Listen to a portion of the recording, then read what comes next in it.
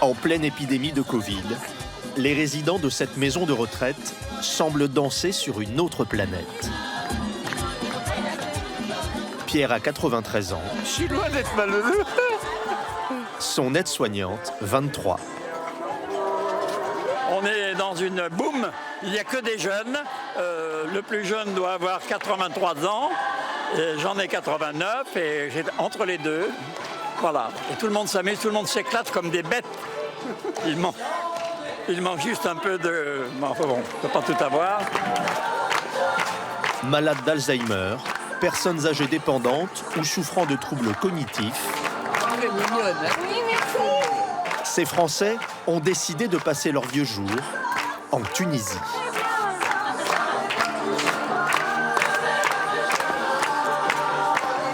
Pour le prix d'un EHPAD en France, une ambiance de club de vacances dans un hôtel 4 étoiles.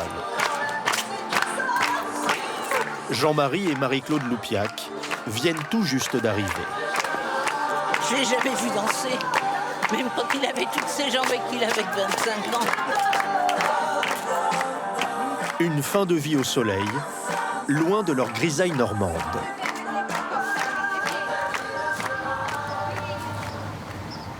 Une semaine plus tôt, Marie-Claude, 82 ans, s'apprête à quitter ses deux filles et son appartement.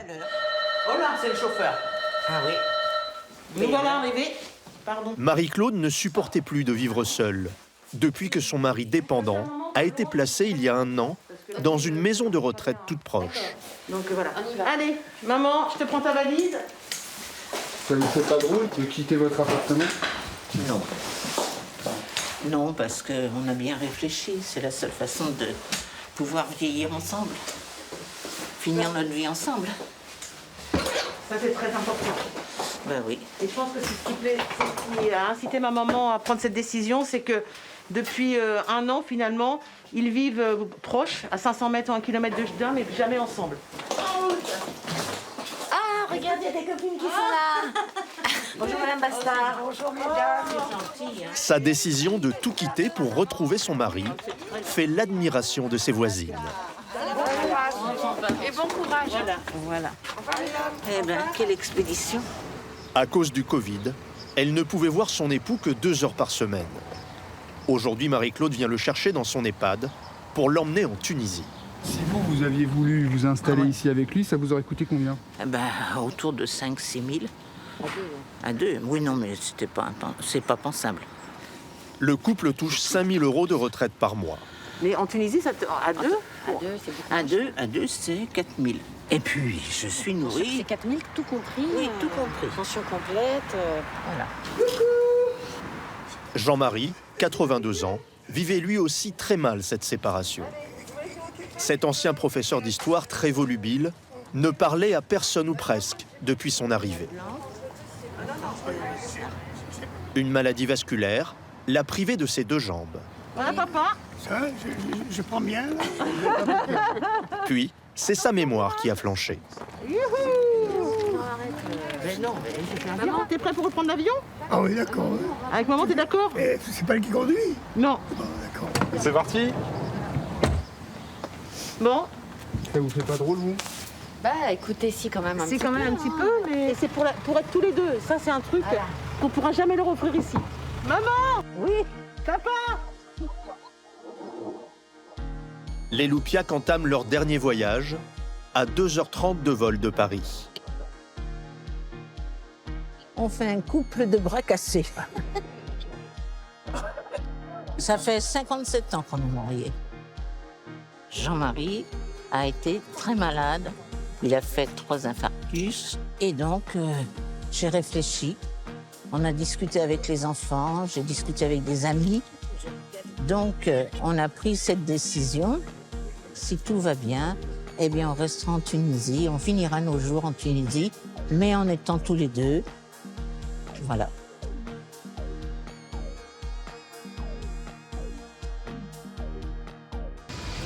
Leur nouvelle vie commence à Hammamet, sous la pluie.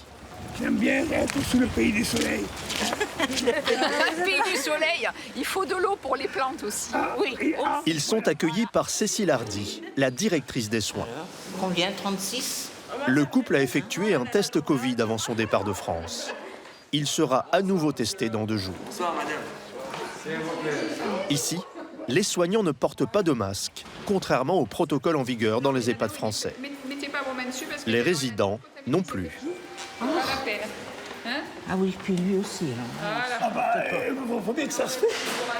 Est-ce que vous n'êtes pas un peu léger sur la sécurité sanitaire? On a joué sur le confinement du personnel, on a joué sur la distanciation sociale par rapport aux gens de l'extérieur, on a joué sur le lavage des mains beaucoup. A priori, on n'a pas eu tout à fait tort puisque l'épidémie elle a commencé ici en même temps qu'en France. On est fin novembre et on a 0 cas de Covid dans le personnel et 0 cas de Covid dans les résidents. Voyons, attention vos doigts. Marie-Claude et Jean-Marie découvrent leur suite. 50 mètres carrés, avec salon séparé. Direct à la chambre. On vient dormir, c'est très calme. Une chambre d'hôtel réaménagée, 2 fois plus grande que dans un EHPAD en France. Est-ce que la télé est dans la chambre? Non. Ah, oui. Ah, il y a 2 télés. Une au salon et l'autre dans la chambre. Ils seront isolés pendant 2 jours, en attendant le résultat de leur test. Mais là, j'avoue que je suis vannée. Très bien. Très bien, et puis on verra demain. Oui, demain, on verra. Cette maison de retraite, fondée par un Français, est installée en bord de mer, non loin de la vieille ville d'Hammamet. Dans un hôtel 4 étoiles, 2 piscines, une thalasso, un bar et 3 restaurants. Sur les 184 chambres, 50 sont réservées aux résidents. Les autres, occupées par des touristes, pas toujours ravis de cette cohabitation. Au début, c'est un peu choquant parce que quand même, c'est un hôtel, c'est pas une maison de retraite. Mais après, bon, ça va, ça marche, on adapte. Hein. Les résidents n'y prêtent aucune attention. Ils vivent entre eux, mais sont toujours accompagnés. Non plus. Nous allons voir la jeune Maïssa, jeune maman tunisienne qui joue aux boules depuis seulement 8 jours et qui donne des leçons aux Français qui jouent depuis un demi-siècle. En France, il y a en EHPAD une seule aide-soignante pour 5 résidents en moyenne. Ici, chaque pensionnaire a son aide-soignante. Malek, 24 ans, sera au service exclusif du couple Loupiac de 7h30 à 20h30. Voilà. Alors, je ne sais pas ce qu'il y a. Ce matin, elle les aide à emménager. Au quotidien, elle les accompagnera pour la toilette, l'habillement, les soins médicaux. C'est un changement de vie pour moi. Pourquoi? D'avoir une aide comme ça. À 93 ans, Pierre nage une demi-heure tous les matins avec son aide-soignante. On nage pas vite, je vais nager le crawl. Oui, doucement. Raoula, 23 ans, ne le quittera pas de la journée. Les premiers temps, j'avais l'impression d'être millionnaire. Je me disais, mince, une piscine pour moi, chauffée toute l'année. On arrive à oublier d'où on vient. Tu es obligé de l'accompagner. Oui, il faut l'accompagner pour faire attention à lui.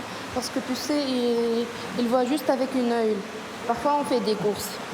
Mais maintenant, tu sais qu'il a mis le pacemaker, donc il ne peut pas le forcer. On ne peut pas le forcer. Juste on nage un petit peu pour le plaisir. Eh bien, elle se vante qu'elle m'a battu et tout, voilà. Tu t'es battu pas mal de fois. Bon, enfin, j'oublie mon âge, j'ai l'impression que je suis avec une copine, et puis voilà. Pierre, veuf, a quitté son EHPAD à Rouen il y a 18 mois, sans regret.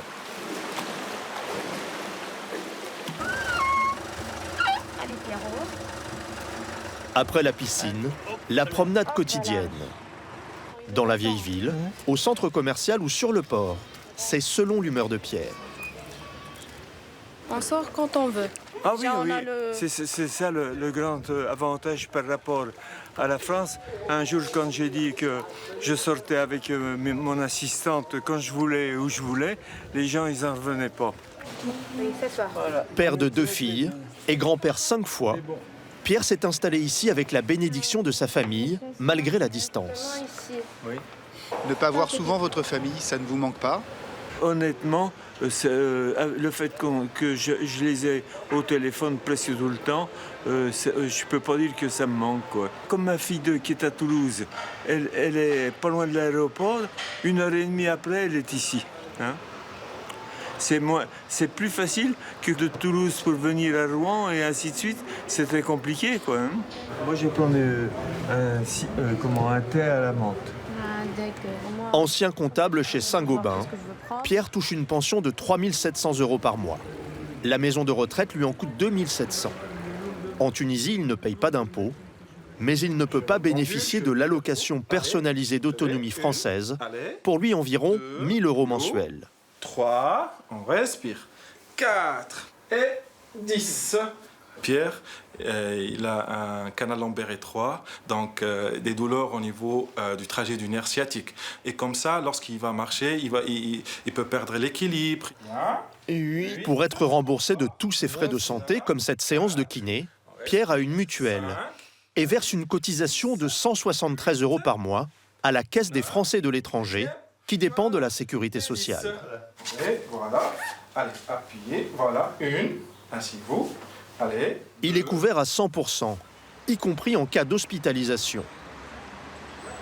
Les résidents sont tous soignés dans cette clinique privée, située à moins de 30 minutes de voiture.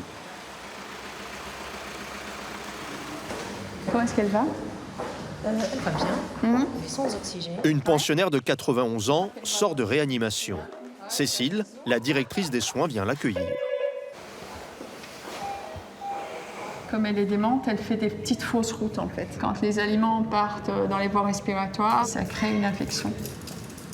En fait, en Tunisie, on peut donc faire tous les soins. Bien sûr. En plus, l'avantage ici, c'est que en général, les médecins spécialistes, ils ont fait leur spécialité en France. Là, elle est un peu agitée. La vieille dame est désorientée. Cécile compte sur son aide-soignante, Zaineb, alias Zizou, pour la rassurer. Arrêtez maintenant. Avec tout ce que vous... C'est tout des mensonges. Laissez-moi. On vous laisse. Voilà. La clinique est conventionnée par la Caisse des Français de l'étranger. Voilà. L'hospitalisation est donc intégralement prise en charge, sans avance de frais. Le tiers payant fonctionne ici comme en France.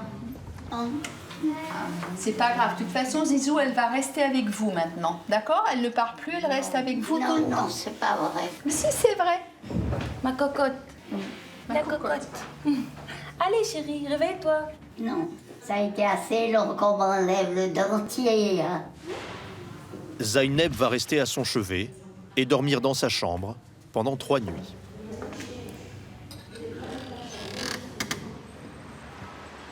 Au besoin, un médecin se déplace à l'EHPAD. Bonjour, monsieur, madame, bonjour. Elle a commencé à tousser, ça n'est pas vieux, hier, en sortant du restaurant. Bien sûr. Hugues s'inquiète pour sa femme, Jeannette, 86 ans. On y va, Jeannette? Madame Jeannette. Voilà. Jeannette est atteinte de la maladie d'Alzheimer.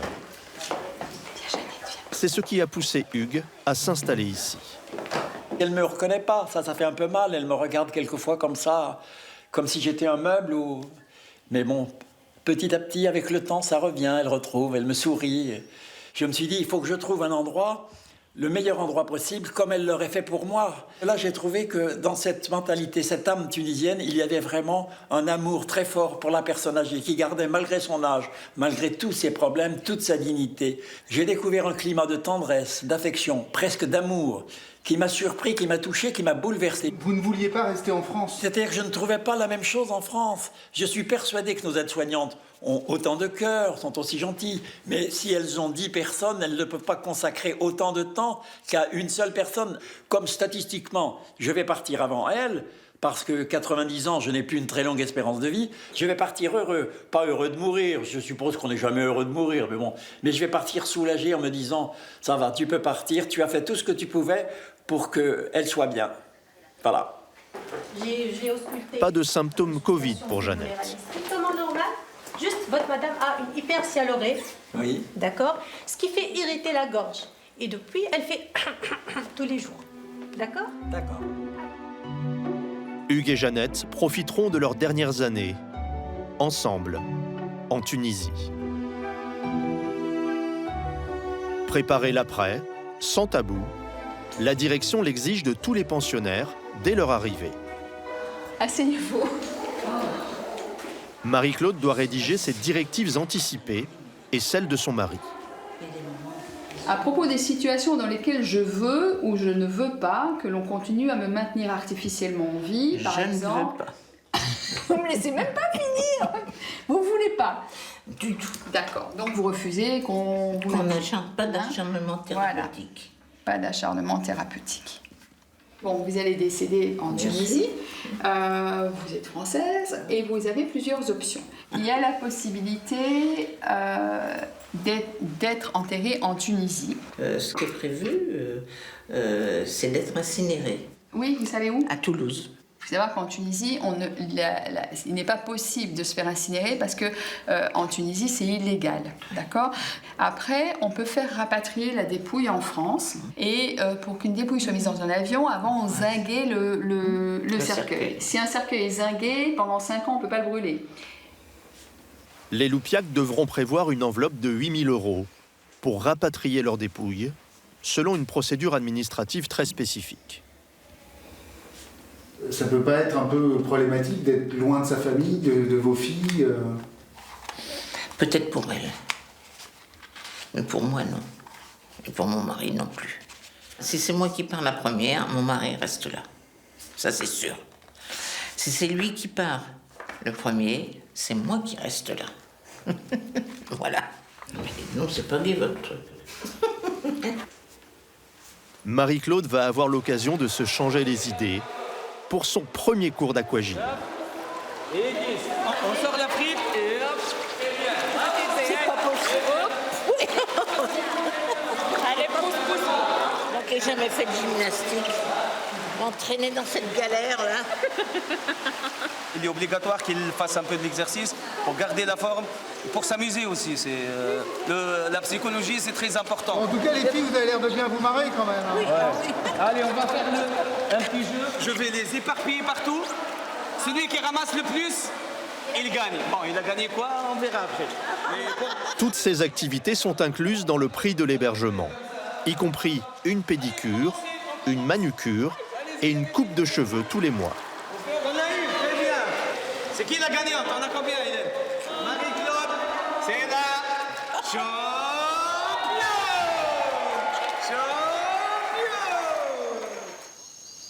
L'autre bonne surprise pour Marie-Claude, c'est le restaurant réservé aux résidents, le menu surtout.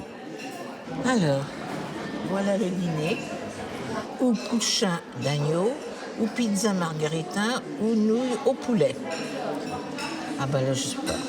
5 plats au choix, rien à voir avec une cantine d'EHPAD. Des amuse-bouches, une entrée copieuse et la convivialité d'un repas partagé. Moi, je vais pas tout manger que ça. Hein. Avec des aides-soignantes présentes à toutes les tables.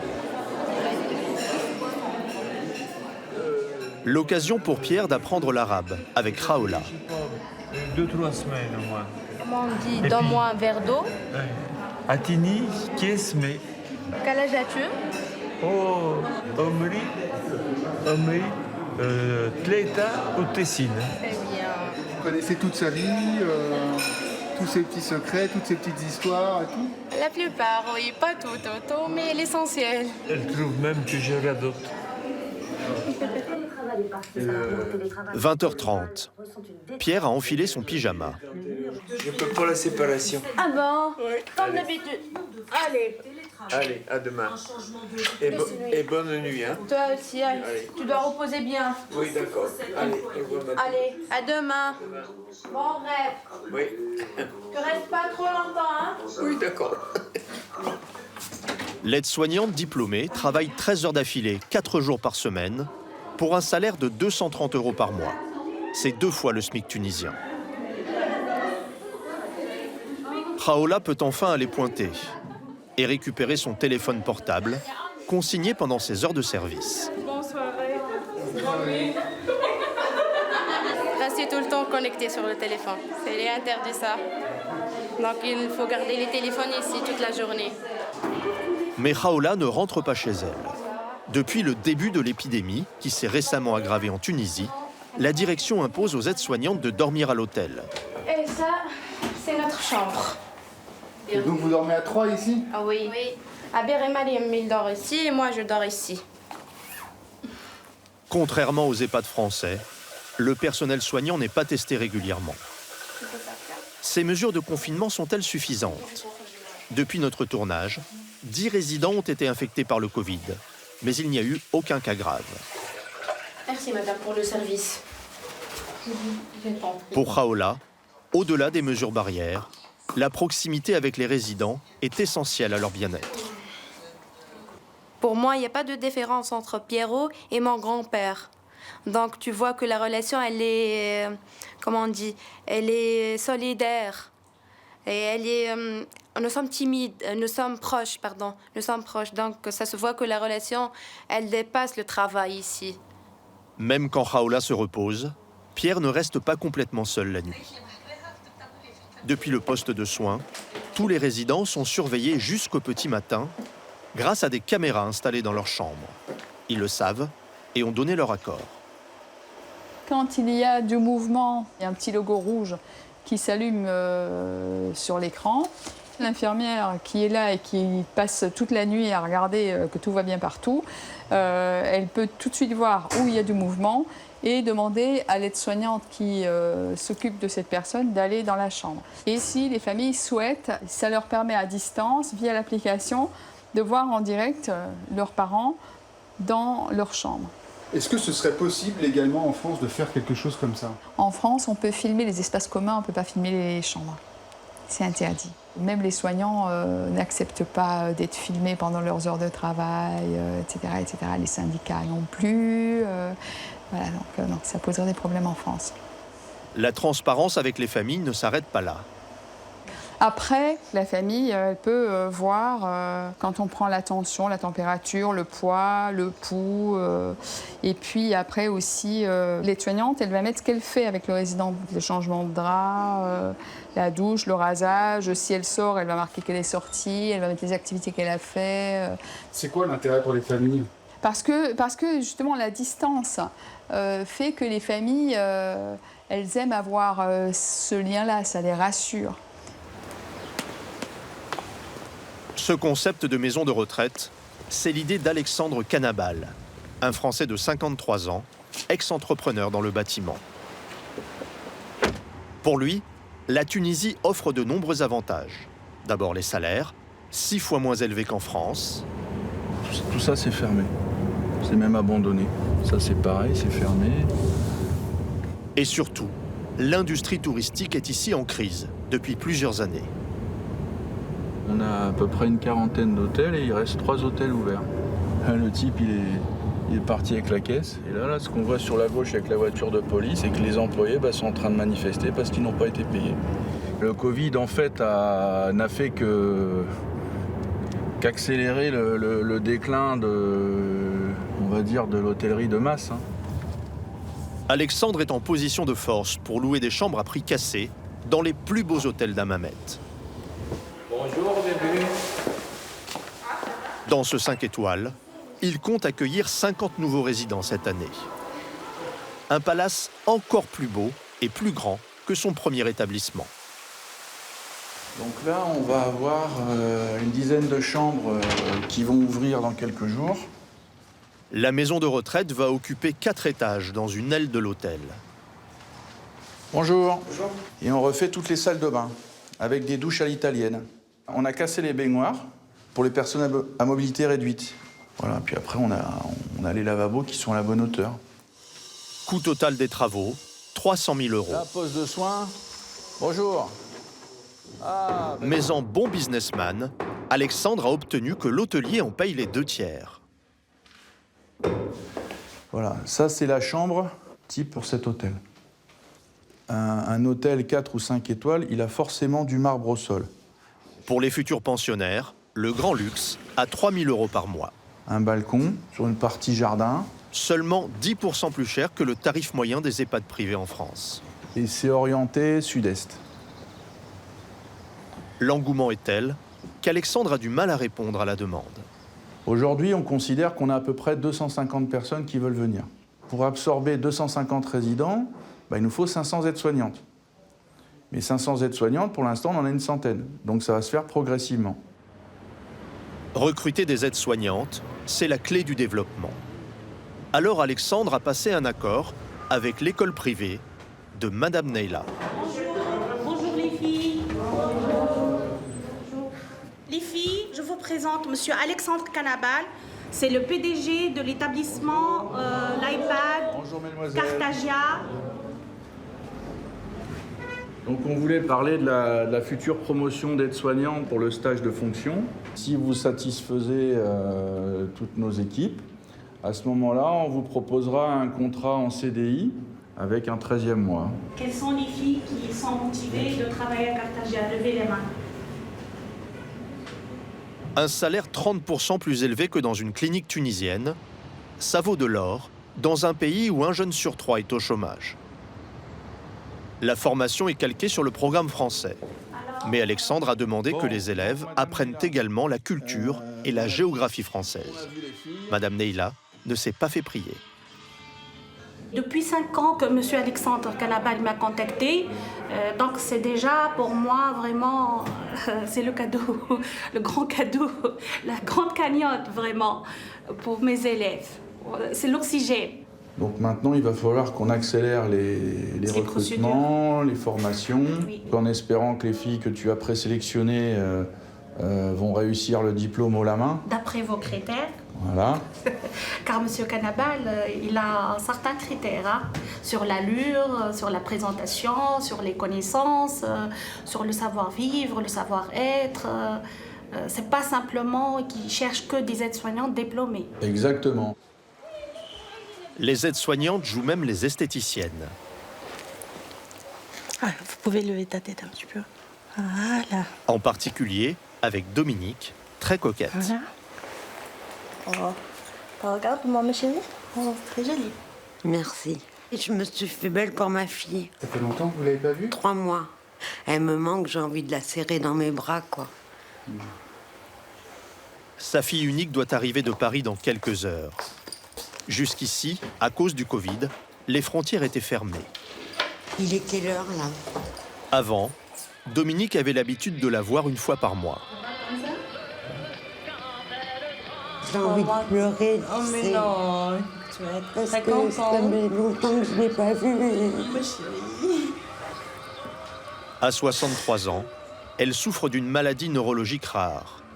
Avant d'arriver ici, il y a 1 an, sa fille l'a placée dans un EHPAD d'Île-de-France. Là-bas, Dominique déprimait et se laissait aller. J'ai vécu l'enfer. Pourquoi c'était l'enfer? Eh ben, il n'y avait que des vieillards. Ils forçaient les petits vieux à manger de la purée dégueulasse. On vient, on descend.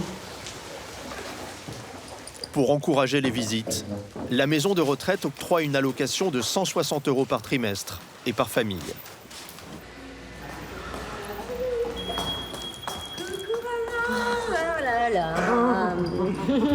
Oh mon amour, je t'attendais depuis longtemps. Ah oui, mon avion a eu un tout petit peu de retard, c'est pour ça. Mon amour, je t'aime. Ben moi aussi, tu m'as manqué. Oh, tu m'as manqué. T'es belle. Je suis belle. Ah oui, t'es magnifique. On va aller au restaurant. On va aller au restaurant. Et qu'est-ce qu'on va faire d'autre? Des boutiques. Ouais, super. Ah oui. Laurine, 44 ans, est chef d'entreprise. Elle vient pour 4 jours et loge à l'hôtel pour 37 € la nuit. Normalement, je dors même dans la chambre de maman, à la base. Ouais. Elle aime bien qu'on dorme toutes les deux, comme ça on se raconte nos petites histoires. Et puis là, en ce moment, avec le Covid, je suis obligée de prendre une chambre toute seule, pour moi, mais maman dort avec moi quand même. Ouais. Tant pis pour les gestes barrières. L'important pour Laurine et Dominique, c'est le plaisir de passer du temps ensemble.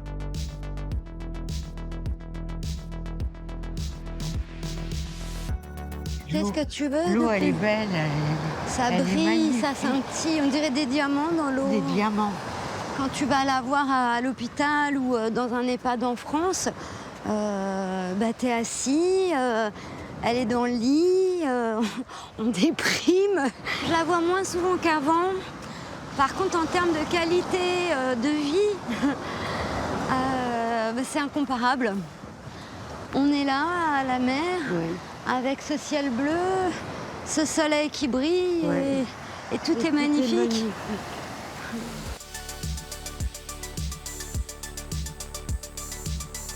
La contrepartie de cette Dolce Vita, c'est que Dominique et les autres résidents n'ont pas la possibilité de se faire vacciner à court terme contre le Covid.